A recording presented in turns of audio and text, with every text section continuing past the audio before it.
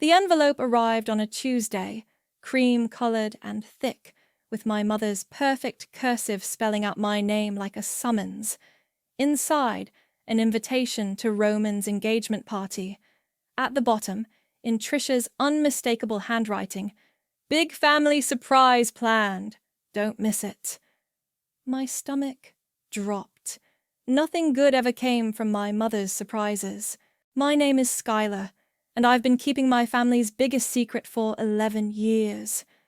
The McDonald family lake house, the crown jewel of our summers, the backdrop for every holiday photo, the place where 4 generations gathered to pretend we actually liked each other, should have been foreclosed on in 2013. Would have been if I hadn't quietly stepped in and saved it. Not that anyone knows. Not that anyone ever asked. I stared at the invitation while my coffee went cold. The lake house stared back at me from the photo on my kitchen counter. Weathered cedar shingles, wraparound porch, the old dock stretching into crystal water. 60 years of McDonald memories, and I was the only one who'd actually fought to preserve them. The phone rang.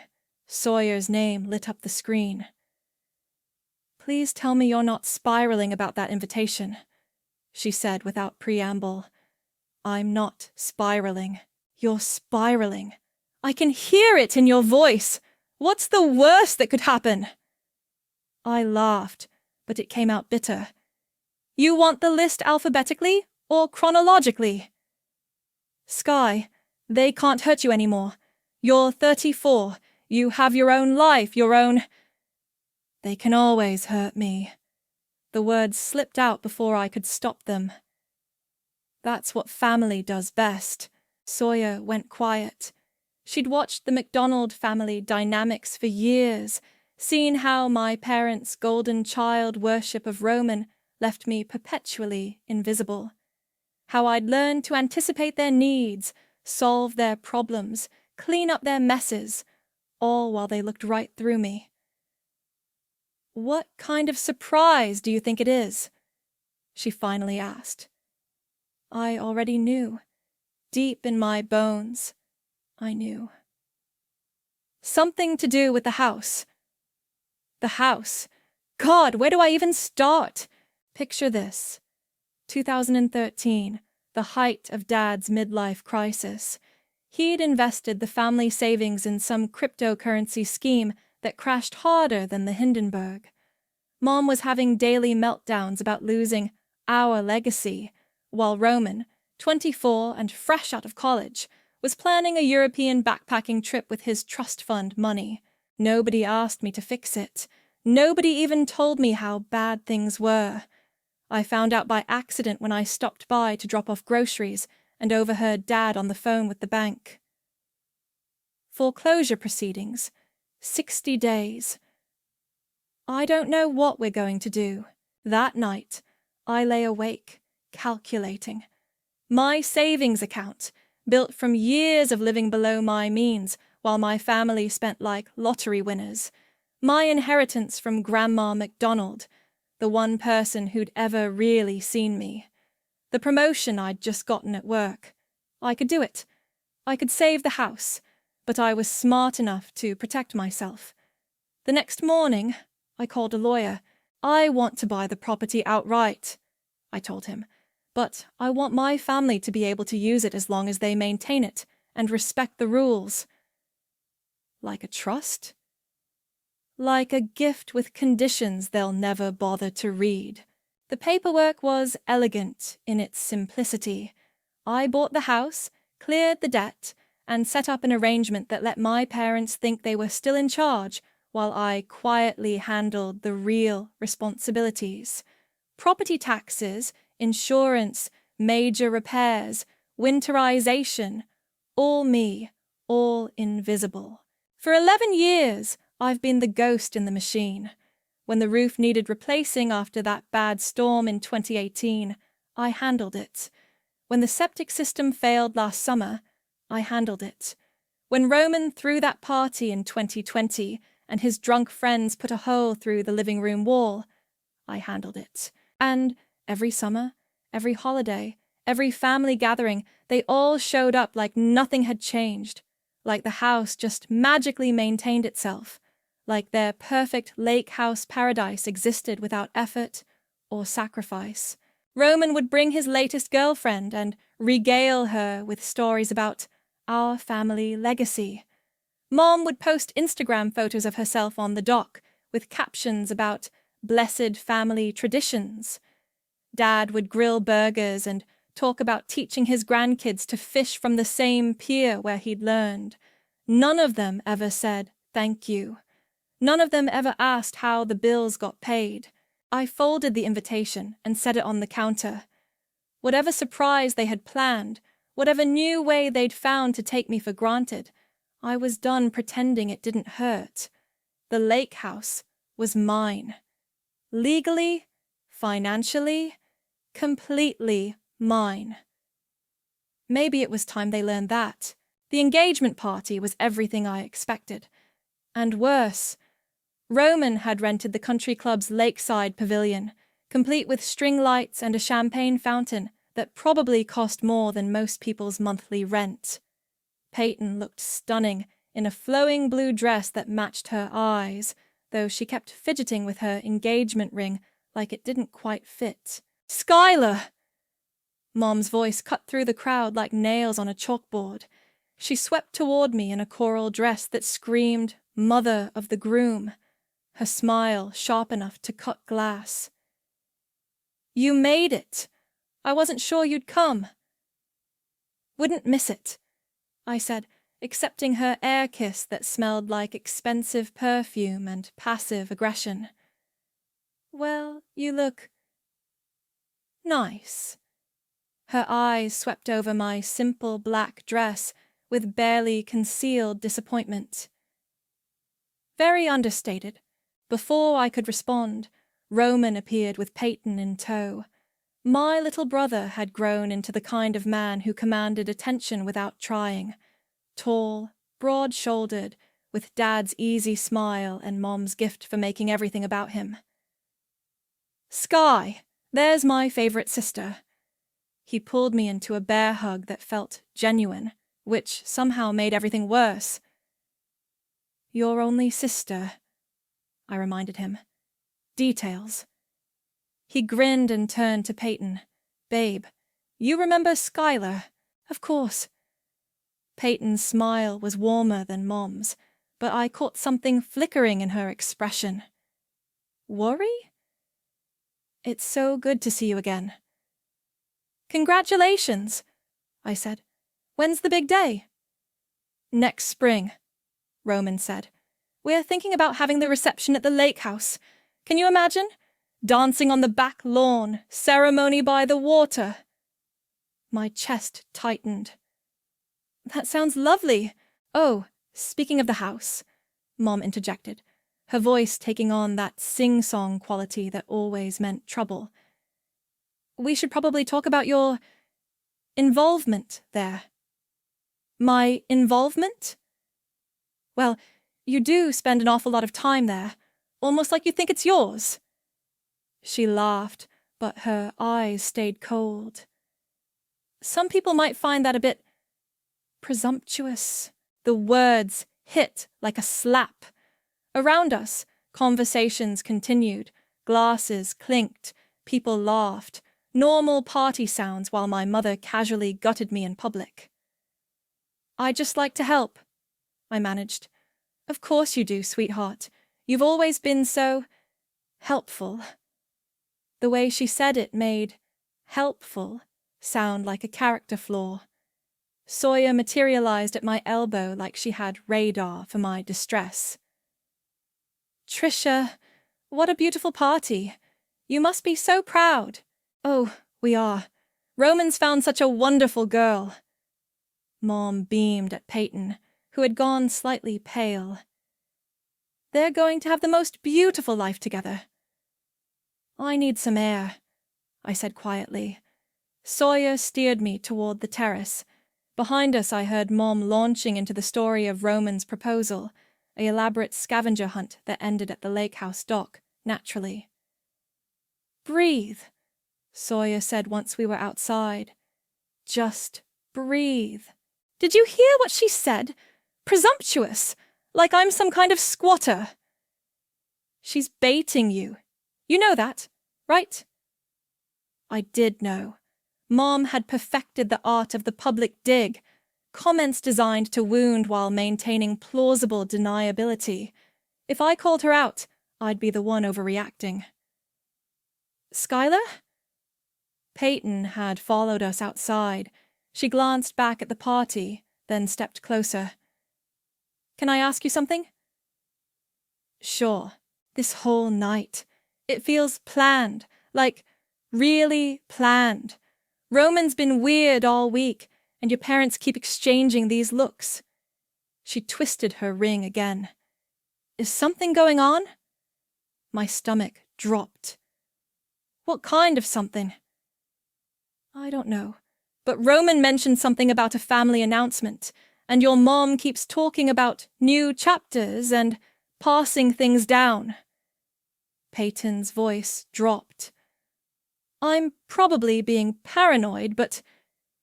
You're not paranoid, Sawyer said grimly. Through the glass doors, I could see the party in full swing. Dad was working the crowd with his politician's smile. Roman was holding court near the bar, and Mom was moving through the guests like a shark scenting blood. Ladies and gentlemen, Mom's voice suddenly boomed through the sound system. If I could have everyone's attention for just a moment. The terrace went quiet. Through the windows, I watched the crowd turn toward the small stage where Mom stood with a microphone, practically glowing with anticipation. We have a very special announcement to make tonight, she continued, her voice carrying that theatrical quality she used for maximum drama. Stephen, Roman, could you join me up here? Dad and Roman moved through the crowd. Roman looked confused but pleased. Dad just looked tired. This is it, Peyton whispered. Whatever it is, this is it. My hands started shaking.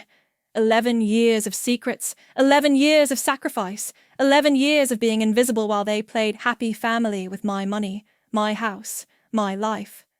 Mom raised the microphone again, her smile brilliant and terrible. Tonight, we're not just celebrating Roman and Peyton's engagement. We're also celebrating a very special gift. Stephen and I have decided to give Roman and Peyton the most wonderful wedding gift, Mom announced, her voice carrying across the silent pavilion.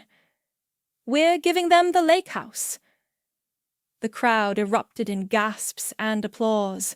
Someone whistled. I heard Aunt Patricia exclaim, "Oh my goodness!" from somewhere near the champagne fountain. Roman's face lit up like Christmas morning. Are you serious? Mom, Dad, this is... wow! I don't know what to say. Say you'll take good care of it, Dad said, clapping him on the shoulder.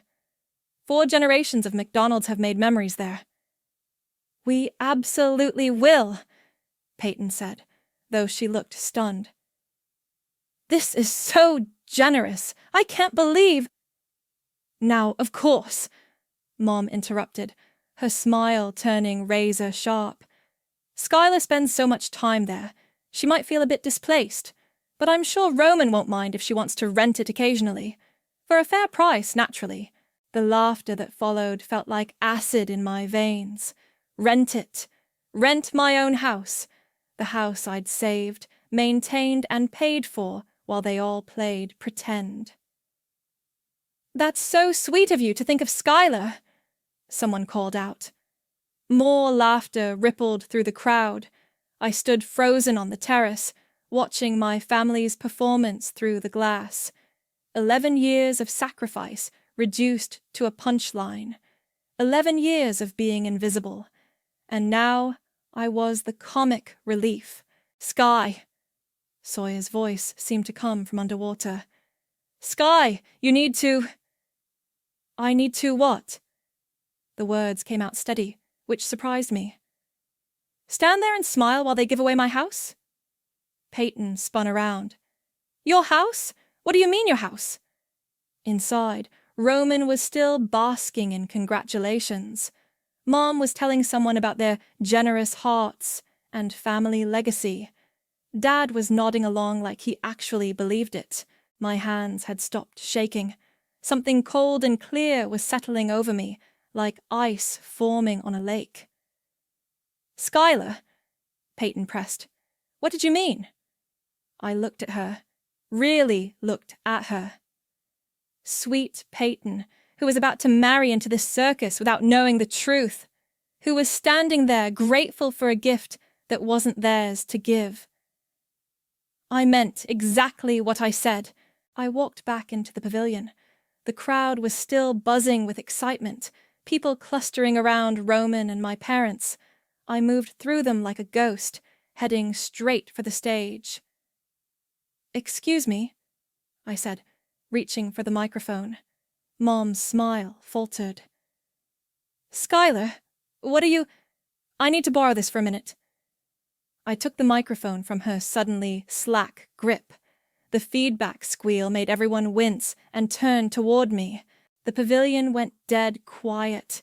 60-some faces stared at me expectantly, probably thinking I was about to give some touching speech about family and tradition. Hi, everyone, I said, my voice carrying clearly through the sound system. I'm Skylar, for those who don't know me, Roman's sister. A few polite smiles.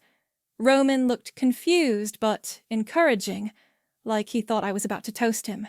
I just wanted to clarify something about this generous gift my parents just announced. I paused, looking directly at Mom. Her face had gone pale.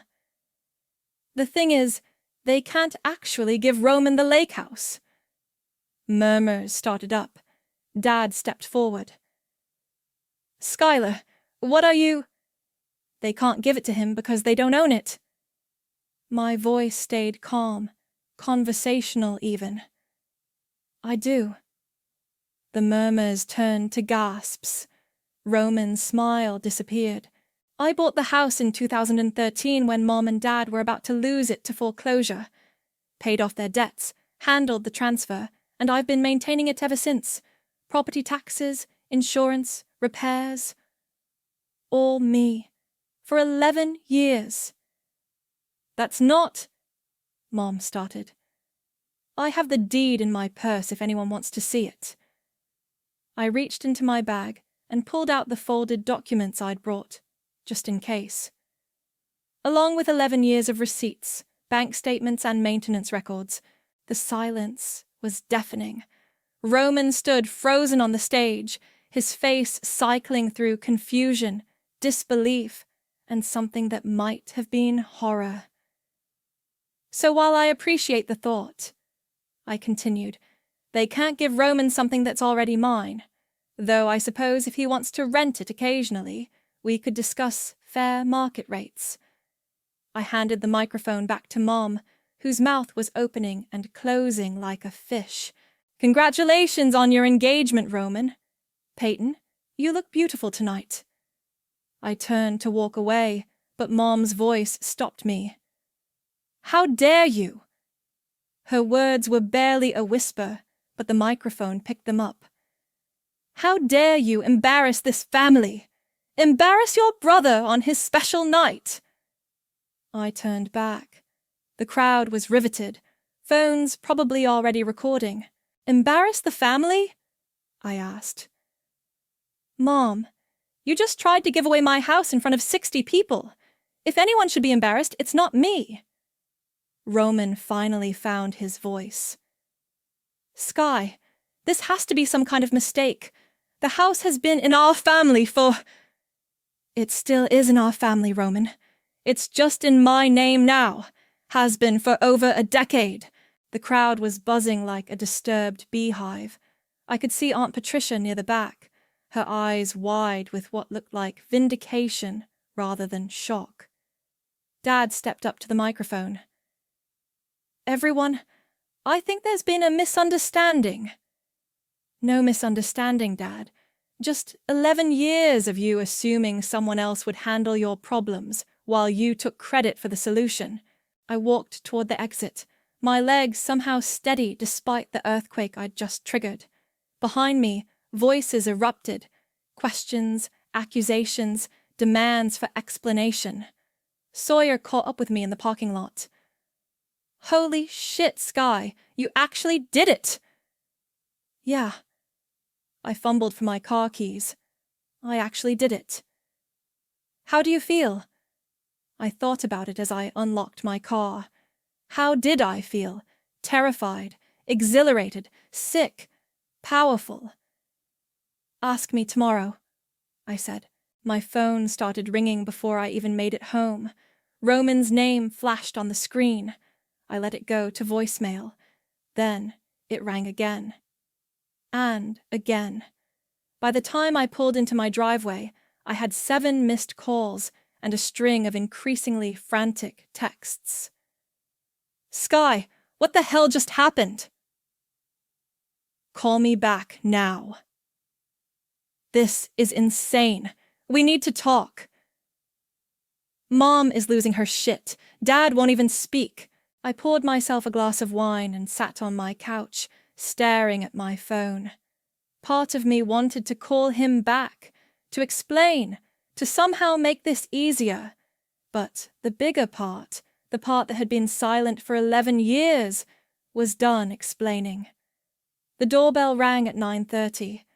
Through the peephole, I could see Roman pacing on my front step, running his hands through his hair. I opened the door. "Hey, hey!" His voice cracked. "Hey, Sky, you just nuked our entire family at my engagement party and you say, 'Hey.' Come in. We should probably talk." He followed me to the living room but didn't sit down, just stood there staring at me like I'd grown a second head. "Is it true?" he asked finally.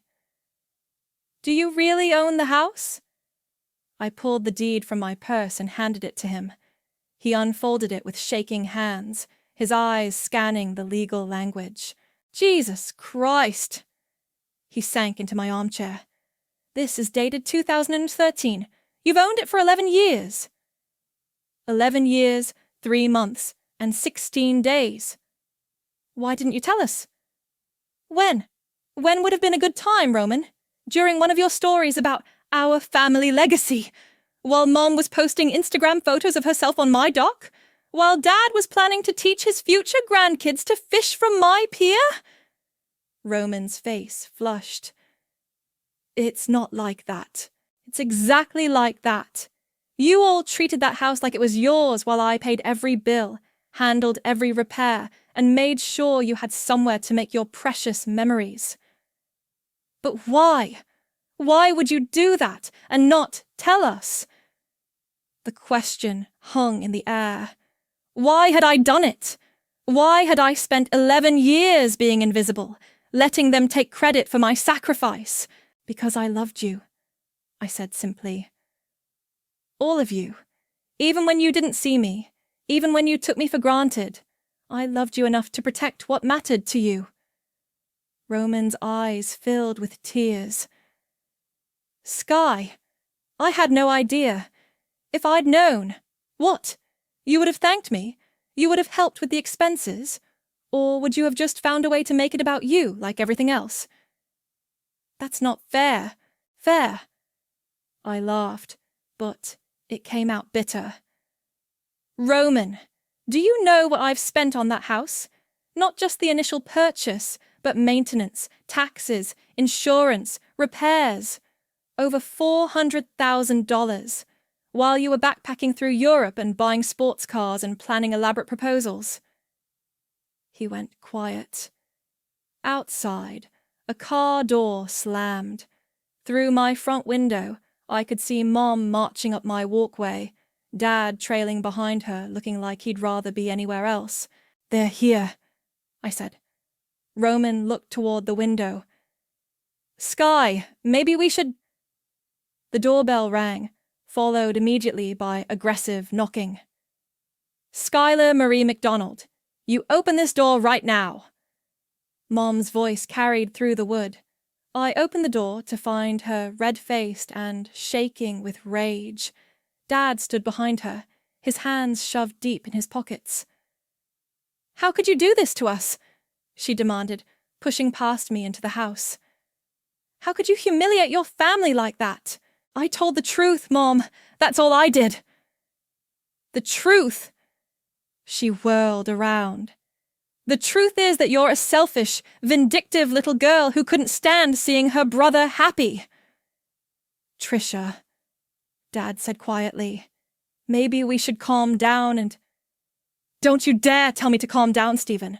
Our son's engagement party is ruined. Our friends think we're liars. Patricia is probably calling everyone in the family right now, spreading this around like wildfire." "Good," I said. "Maybe it's time everyone knew the truth." Mom's face went white. "What is that supposed to mean?" "It means I'm tired of keeping secrets, tired of protecting people who don't protect me, tired of being the family ghost who fixes everything while you take the credit." "We never asked you to." "You never asked me anything!" The words exploded out of me. "You never asked if I was okay with you nearly losing the house. You never asked if I could afford to save it. You never asked how I felt watching you give it away to Roman like it was yours to give." Roman stood up. "Sky, I don't want the house. Not like this. If I'd known." "But you didn't know, did you? None of you bothered to ask how the bills got paid or who handled the repairs. You just assumed it was magic." Dad finally spoke up. "Skylar, we're grateful for what you did. We just wish you'd told us." "Would it have mattered? Would you have treated me differently? Or would you have just found a way to make me feel guilty for bringing it up?" The silence stretched between us.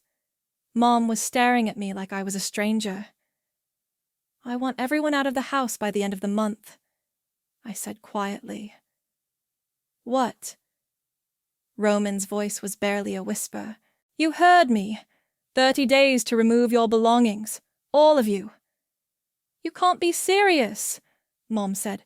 "That house has been in our family for 60 years. And now it's in my name. My house, my rules."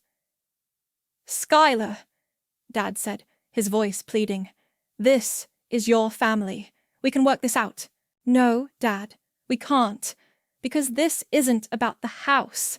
This is about 11 years of being invisible while you all played happy family with my money. This is about tonight, when Mom thought it would be funny to suggest I could rent my own house." I walked to the front door and opened it. 30 days, I repeated, and if anyone tries to damage the property or remove anything that's not clearly personal belongings, I'll call the police.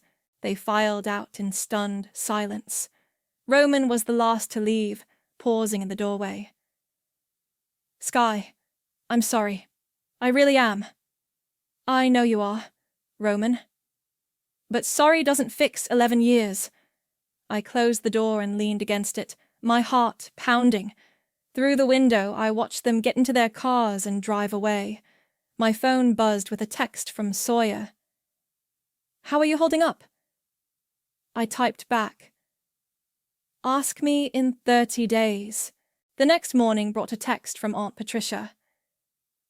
"Coffee? We need to talk." I found her at our usual cafe, already nursing what looked like her second espresso. Patricia was Mom's older sister, but where Mom was all sharp edges and calculated drama, Patricia had always been more direct. Blunt, even. "Well," she said as I sat down, "that was quite a show last night." "I'm sure the whole family's talking about it." "Oh, honey, they're doing more than talking. Your mother called me at 6 a.m., practically hyperventilating." Patricia leaned forward. "But here's the thing. I'm not surprised."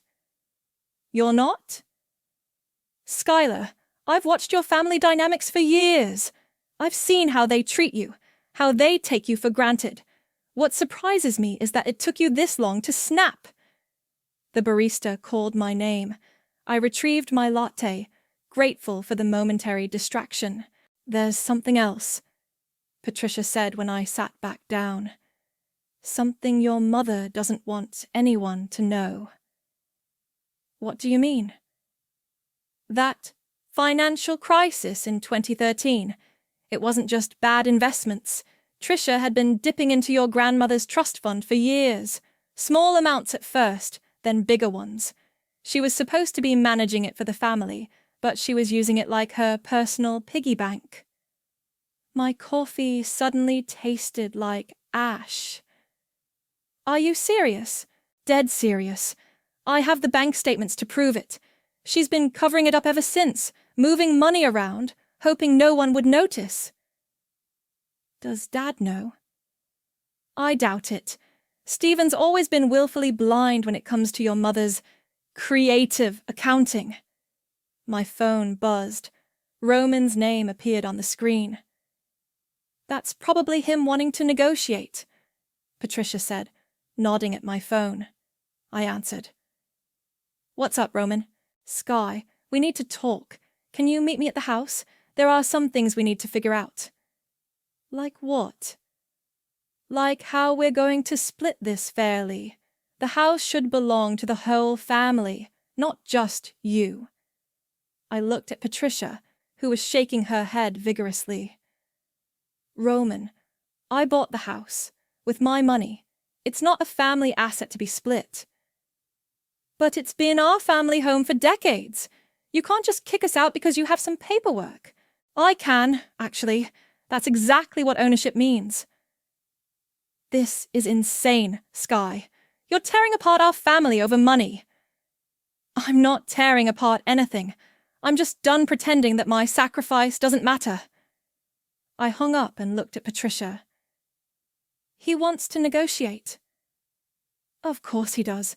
Roman's never been told no in his entire life. She pulled out her phone. But before you make any decisions, you should see this. She showed me a Facebook post from one of Roman's friends. Can't believe what happened at Roman's party last night. His sister is trying to steal their family house. Some people have no shame. The comments were brutal. People calling me greedy, selfish, a family destroyer.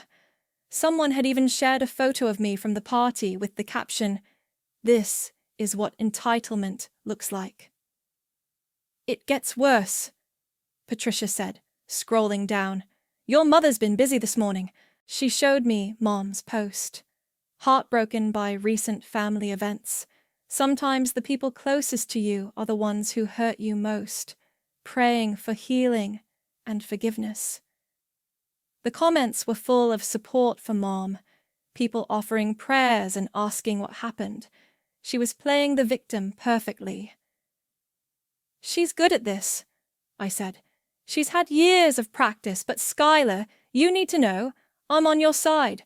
What you did took courage. My phone rang again. This time it was Peyton. Skylar, I'm so sorry to bother you, but I'm at the house with Roman and there's a problem. What kind of problem? He's loading furniture into a truck. Says he's taking his share before you can stop him. I was already standing up. I'll be right there. The drive to the lake house took 20 minutes that felt like hours. When I pulled into the driveway, I found Roman's truck backed up to the front porch, loaded with furniture. He was carrying out the antique dining room table, the one that had belonged to my great-grandmother. What the hell are you doing? I called out. Taking what's mine, he said, not stopping. This stuff has been in our family for generations. Put it back, Roman. No? You want to play hardball? Fine, but I'm not leaving empty-handed. Peyton stood on the porch, wringing her hands. I tried to stop him, but he won't listen. I pulled out my phone and dialed 911.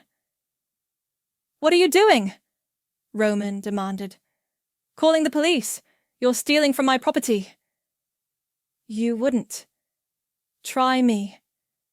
He stared at me for a long moment, then slowly set down the table. "You've really changed, Sky. This isn't who you used to be. You're right. I used to be someone who let people walk all over her. I'm not that person anymore." A police cruiser pulled into the driveway. Officer Martinez got out, looking between us with the weary expression of someone who'd dealt with family disputes before. "What's the situation here?" he asked. I showed him the deed and explained the situation.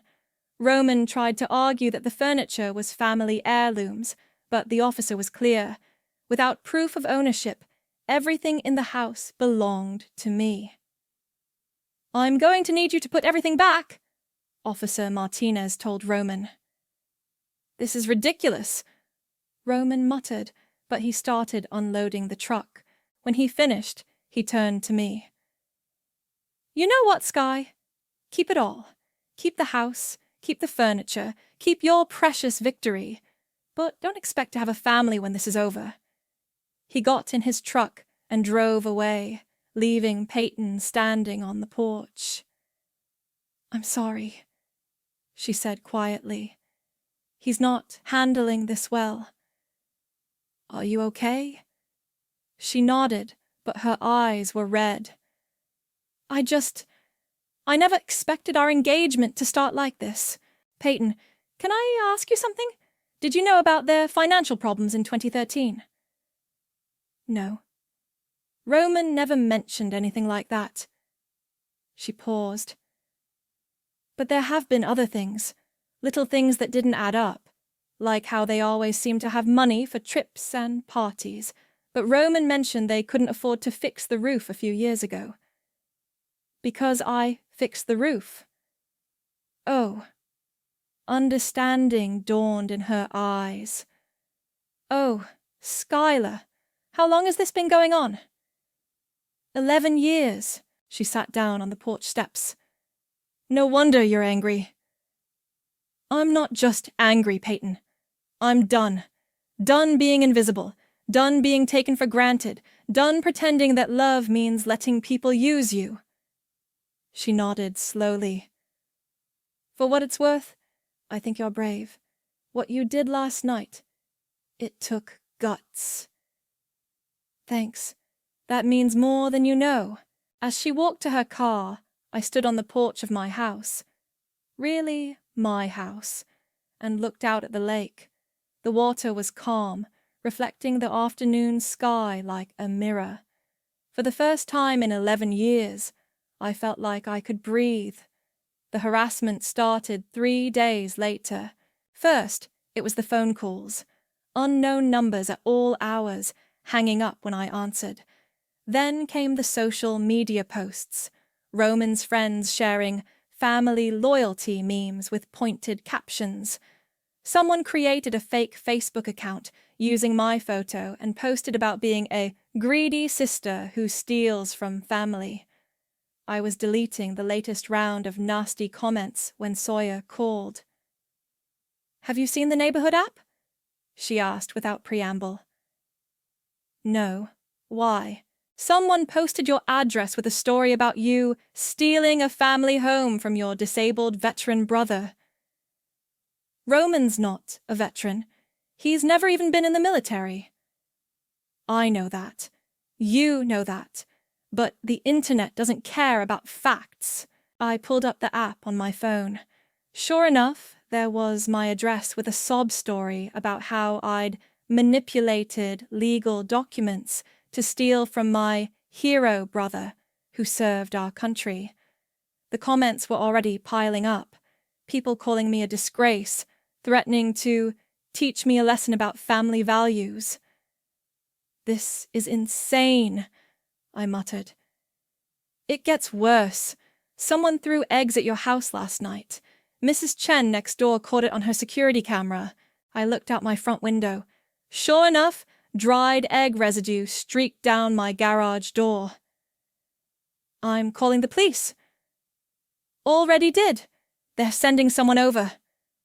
An hour later, Officer Martinez was back in my driveway, taking photos of the egg damage and reviewing Mrs. Chen's security footage. "Can you think of anyone who might be behind this harassment campaign?" he asked. Before I could answer, my phone rang.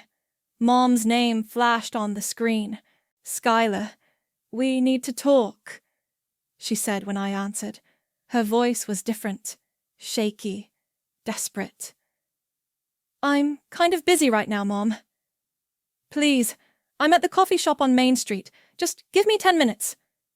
Against my better judgment, I agreed to meet her.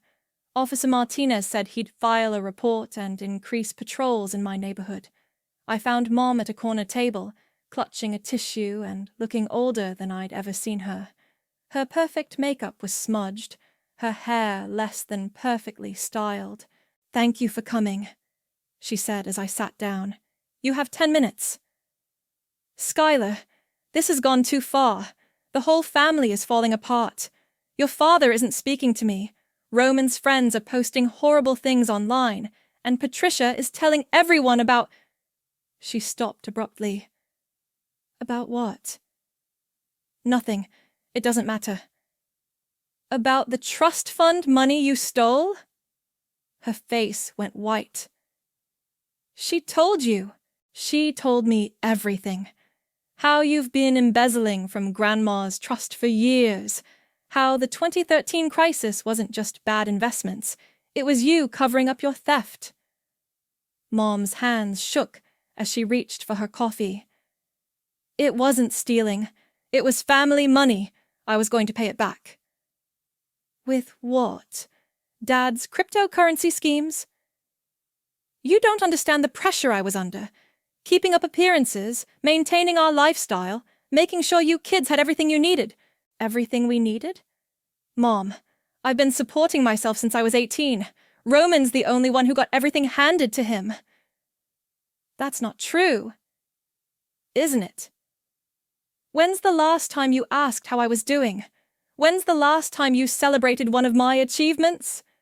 When's the last time you treated me like I mattered?" She was crying now, mascara running down her cheeks. "You've always mattered. You're my daughter. No, I'm your safety net, the responsible one who cleans up everyone else's messes while you focus on your golden child." "Skylar, please, I'm begging you, don't destroy our family over this." "I'm not destroying anything. I'm just done being invisible." I stood to leave, but she grabbed my arm. "If you go through with this, if you kick us out of the house, I'll make sure everyone knows what kind of person you really are." "What kind of person is that, Mom?" "The kind who abandons her family when they need her most." I pulled my arm free. The kind who finally learned to value herself. That evening, I was sorting through files at the lake house when I heard a car in the driveway. Through the window, I saw Roman getting out of his truck. Alone this time. I met him at the front door. "What do you want, Roman?" "I want to apologize. For today, for yesterday, for all of it." He looked exhausted. "Peyton made me realize how badly I've screwed this up." "Okay, apology noted." "Sky, please. Can we just talk? Like we used to when we were kids." Against my better judgment, I let him in. We sat in the living room where we'd played board games as children, where we'd watched movies during summer storms. "I never knew," he said quietly. "About the money, about what you sacrificed. I swear to God I never knew." "Would it have changed anything if you did?" He was quiet for a long moment. "I don't know. Maybe. I hope so. That's not good enough, Roman." "I know, but I'm trying to do better now. I told my friends to stop with the social media stuff. I reported the fake accounts." "What about the neighborhood app post?" His face flushed. "That wasn't me. But you know who did it." "Sky!" "Who was it, Roman?" "Mom. She was desperate. She thought if she could turn public opinion against you, you'd back down. I closed my eyes. Even now, even after everything, she was still trying to manipulate the situation. There's something else, Roman said. I found this in Mom's desk when I was helping Dad look for insurance papers. He handed me an envelope. Inside was a letter, handwritten in my grandmother's careful script. It was addressed to me, dated just a month before she died. My dearest Skylar, if you're reading this, then Trisha has finally been caught. I've known about the missing money for years, but I wanted to see if she'd come clean on her own. She never did. The house will need someone strong to protect it, someone who understands sacrifice. I know that person is you. All my love, Grandma. My hands were shaking. She knew. Grandma knew what Mom was doing. There's more. Roman pulled out a bank statement. This is from Grandma's account. She left you more money than anyone realized, enough to buy the house twice over. Mom's been hiding it. I stared at the numbers on the page. My inheritance wasn't just the small amount I'd thought. It was substantial, enough to change everything. Why are you showing me this? I asked. Because it's the right thing to do. And because I'm tired of being part of Mom's lies. Outside, gravel crunched in the driveway. Through the window I could see headlights approaching. Are you expecting someone? Roman asked. I wasn't. But as the car got closer, I recognized the silhouette behind the wheel. Mom had come to the lake house, and something told me this wasn't going to be a friendly visit. Mom's car door slammed with enough force to rattle the windows. Through the glass, I watched her march toward the house, her face twisted with rage. Dad emerged from the passenger side, moving slower, his shoulders slumped in defeat. She looks pissed, Roman muttered. The front door flew open without a knock. Mom stormed in like she owned the place, which was exactly the problem. How dare you turn my own son against me? She screamed, pointing at Roman. How dare you poison him with your lies? Mom, calm down, Roman said, standing up. Nobody poisoned me with anything. She showed you those papers, didn't she? Filled your head with nonsense about money and inheritance. Mom's eyes were wild, her carefully maintained composure completely shattered. It's all lies, Roman. She's manipulating you just like she's manipulated this entire situation. Dad finally spoke from the doorway. Trisha, that's enough. Don't you dare take her side, Stephen. Not now. I'm not taking anyone's side. I'm just tired of the lies. Dad's voice was quiet but firm. Patricia showed me the bank statements, Trisha. I know what you did. Mom's face went white. Stephen. $47,000. That's how much you stole from your mother's trust fund over the years. It wasn't stealing. It was family money. It was Skylar's inheritance. Money your mother specifically left for her. Dad looked at me with something that might have been shame. Money that could have prevented this whole mess if you'd just been honest. Honest? Mom laughed, but it came out shrill and desperate. You want to talk about honest? Let's talk about how your precious daughter has been holding this house over our heads for 11 years. Let's talk about how she's been playing God with our family, deciding who gets to use what and when. I never held anything over anyone's head, I said. I just paid the bills and kept my mouth shut. Because you wanted control. You wanted to be the hero, the savior, the one we all had to thank. If I wanted thanks, don't you think I would have told you what I was doing? Mom turned to Roman. Can't you see what she's doing?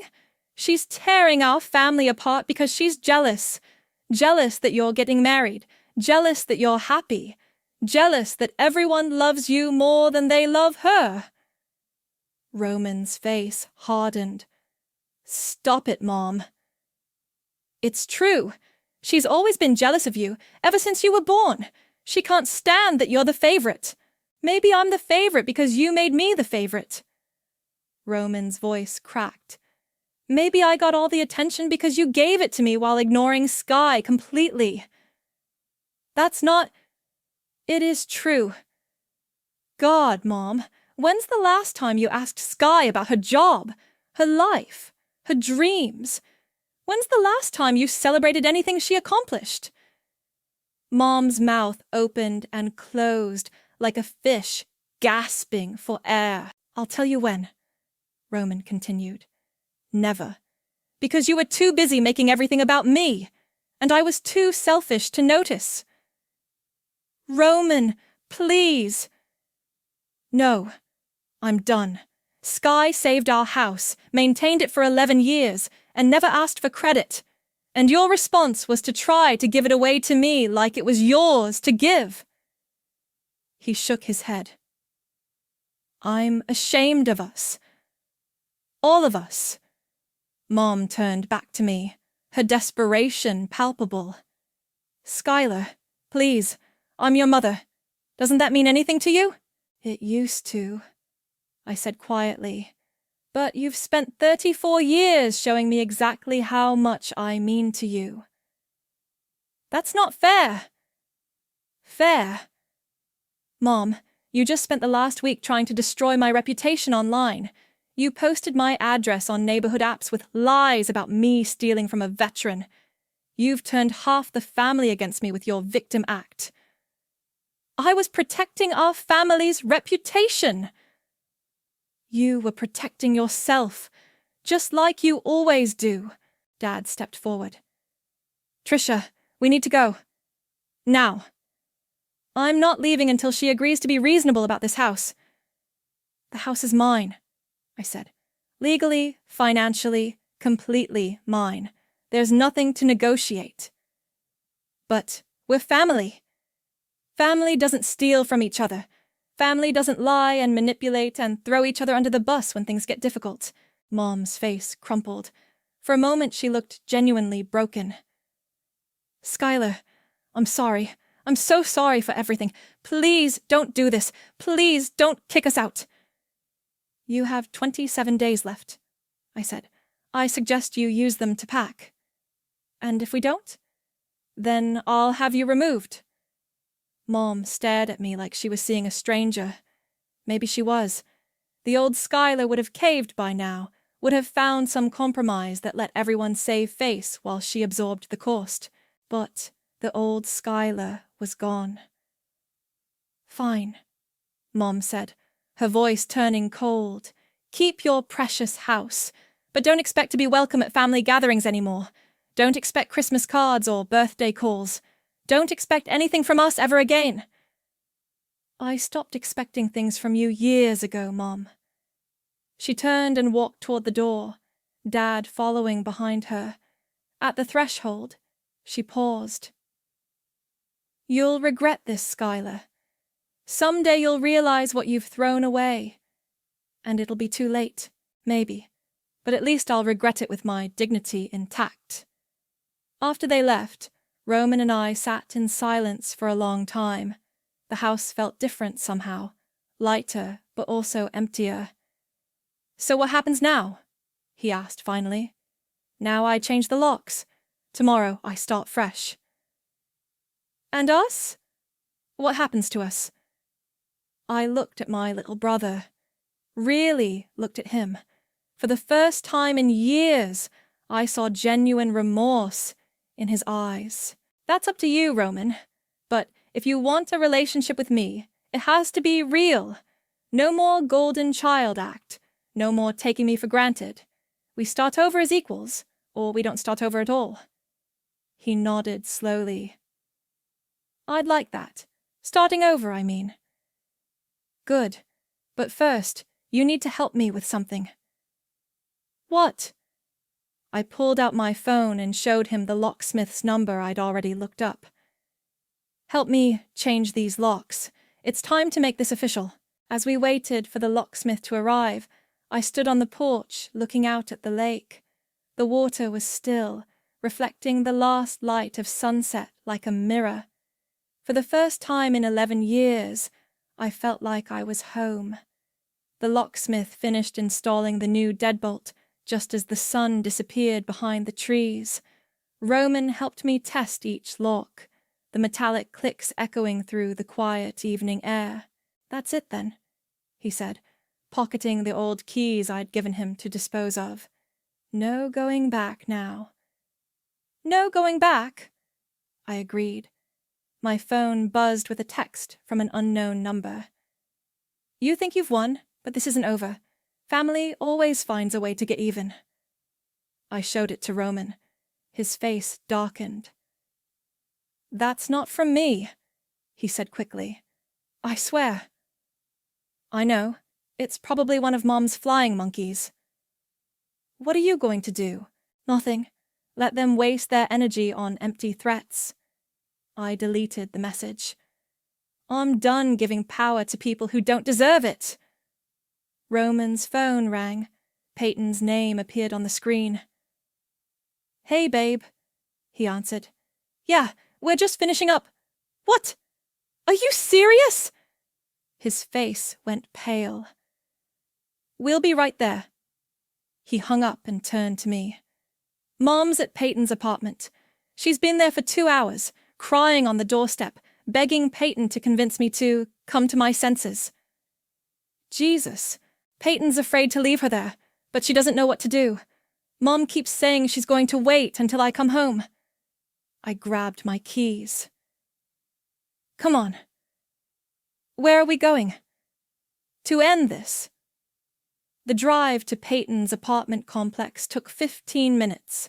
We found Mom's car parked crooked across 2 spaces, and Mom herself sitting on the concrete steps leading to Peyton's building. She looked up when she heard our footsteps, her face streaked with mascara. "Roman! Thank God!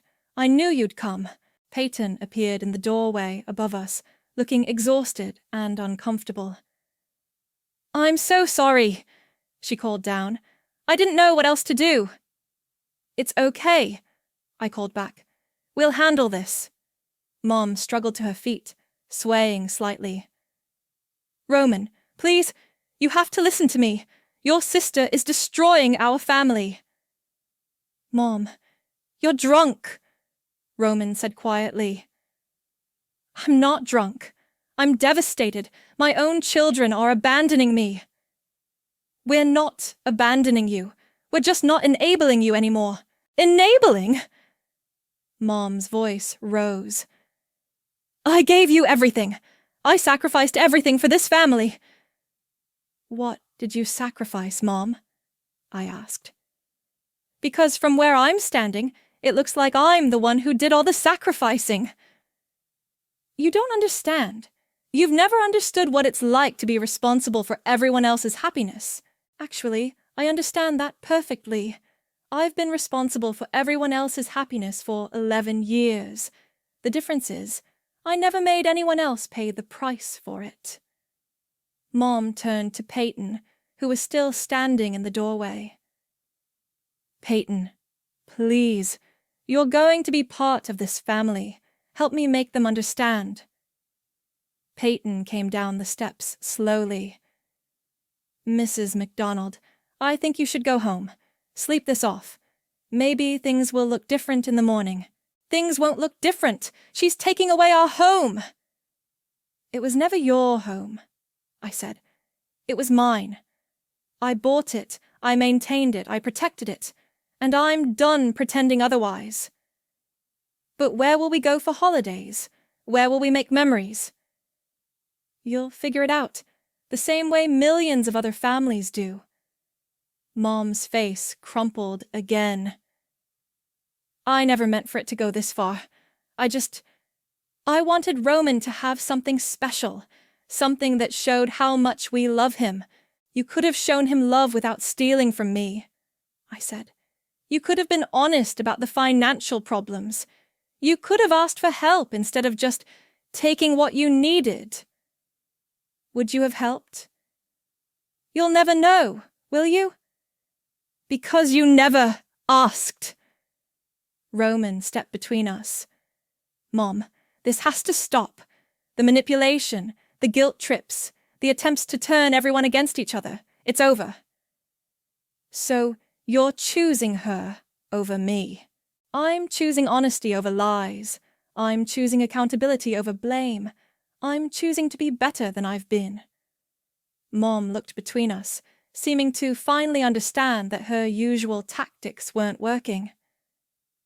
Fine, she said, her voice turning cold again. Keep your house, Skylar. Keep your victory. But don't come crying to me when you realize that being right isn't the same as being happy. She walked to her car, fumbling with her keys. Roman moved to stop her. Mom, you shouldn't drive. Let me call Dad to pick you up. Don't you dare call your father. He's already chosen sides. There are no sides, Mom. There's just the truth. She got in her car and drove away, leaving us standing in the parking lot. That was brutal, Peyton said, coming down to join us. It was necessary, I replied. Roman put his arm around Peyton. I'm sorry you got dragged into this. I'm not. I needed to see it. All of it. She looked at me. Skylar, I want you to know, whatever happens with the family, you'll always be welcome in our lives, in our home. Thank you. That means everything. My phone buzzed with a text from Sawyer. Saw the drama on social media. You okay? I typed back. Better than okay, free. Roman walked me to my car. So, what's next? Are you really going to sell the house? I'm thinking about it. Or maybe I'll keep it and rent it out to strangers, people who'll appreciate it without taking it for granted.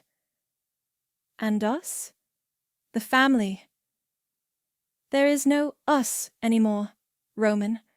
Not the way there used to be. But maybe that's not a bad thing. Maybe we can build something better from scratch. He nodded.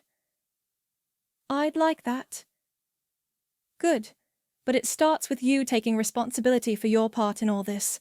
No more golden child act. No more letting Mom fight your battles. Deal. I drove home through empty streets, past houses where families were probably having normal dinners, normal conversations, normal problems. For the first time in my adult life, I felt like I could have that too. Normalcy without the constant undercurrent of resentment and obligation. At home, I poured myself a glass of wine and sat on my couch, looking at the lake house deed on my coffee table. Tomorrow, I'd start the process of listing it. Not because I had to, but because I wanted to, because it was my choice to make. My phone rang. Patricia's name appeared on the screen. How did it go? She asked. It's over. Really over this time. Good. You did the right thing, Skylar. It took courage. It took 11 years of being a doormat first.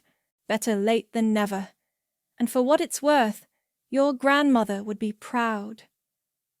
After we hung up, I walked out onto my back deck and looked up at the stars. The night was quiet except for the distant sound of waves lapping against the shore. I'd lost a family tonight, but I'd gained something more valuable, myself. And for the first time in 11 years, that felt like enough.